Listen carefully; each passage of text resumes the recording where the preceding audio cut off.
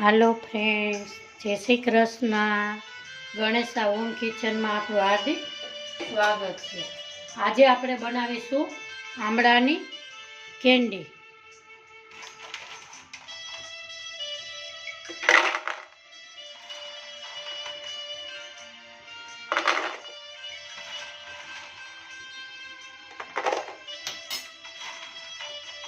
આમળા candy ખાવાથી બાળકોને ફૂલ C vitamin મળી રહે છે. મેં અહીંયા સરસ મોટા મોટા આમળા લીધા છે. એને તમારે કેન્ડી માટે મોટા આમળા જ લેવાના. એને મેં ધોઈ અને ચોખ્ખા પાણીએ સાફ કરેલા છે. હવે આપણે એને બાફવા મૂકશું. ગેસ માથે મેં પાણી મૂકેલું છે, એની માથે ચાયણી મૂકેલી છે. એમાં તમારે આવી રીતે આમળા મૂકવાના છે.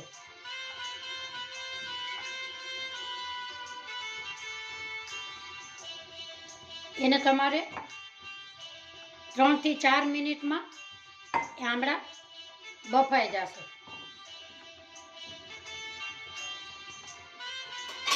એને હવે આવી રીતે ઢાંકણું ઢાંકી દેશું 3 થી 4 મિનિટ માટે. આપણે 4-5 મિનિટ થઈ ગઈ છે. હવે આપણે એને ખોલીને જોશું.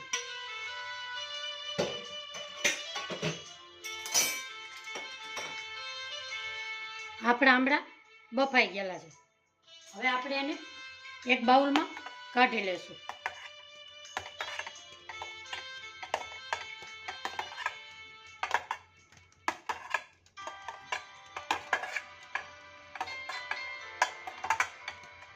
એક બાઉલમાં કાઢી લીધા છે. હવે એને આપણે 2 મિનિટ ઠરવા દેશું.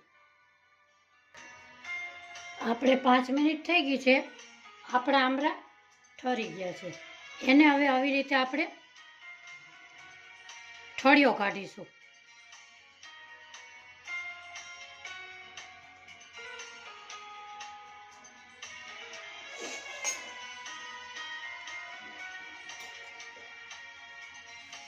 એને એક બાઉલમાં કાઢશું.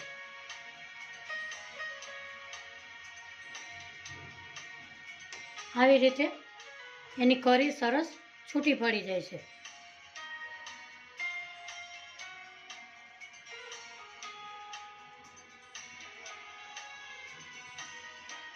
આવી રીતે બધા આમળાને આપણે કાઢી લેશું.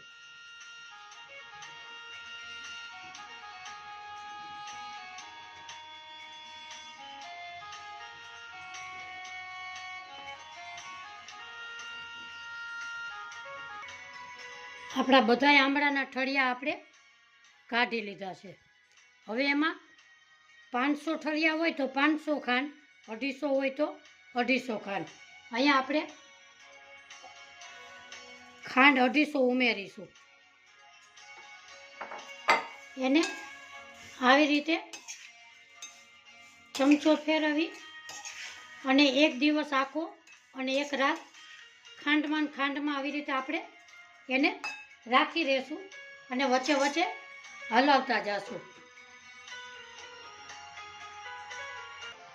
આપણા આમળાને એક રાત ને એક દિવસ થઈ ગયા છે. હવે આપણે સૂકવવા માટે એક થાળીમાં કાઢશું.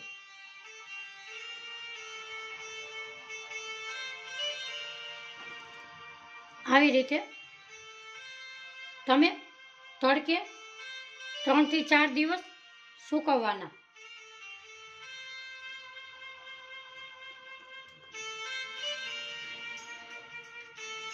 આવી રીતે તમે એને 3 થી 4 દિવસ તડકામાં સૂકવવાના.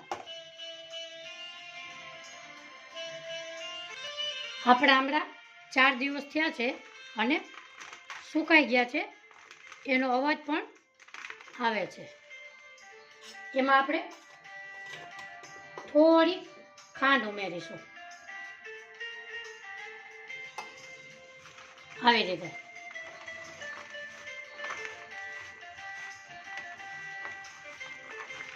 આપણી આમળા કેન્ડી તૈયાર છે.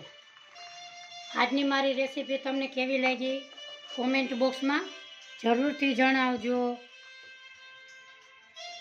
મારી રેસીપી તમને ગમી હોય તો લાઈક કરજો, શેર કરજો, સબસ્ક્રાઈબ કરજો. સબસ્ક્રાઈબ કરી બેલ આઇકોનના બટનને જરૂરથી દબાવજો. આવી રીતે તમે વર્ષથી સુધી ડબ્બામાં ભરી શકો અને પેક કરી શકો છો. નાના બાળકોને આ ખવડાવો એ હેલ્ધી અને ફૂલ સી વિટામિન મળી જાય છે. આજની મારી રેસીપી ગમી હોય તો લાઈક કરજો, શેર કરજો, સબસ્ક્રાઈબ કરજો. ફરી મળીશું નવા વિડીયોમાં. આવજો, બાય.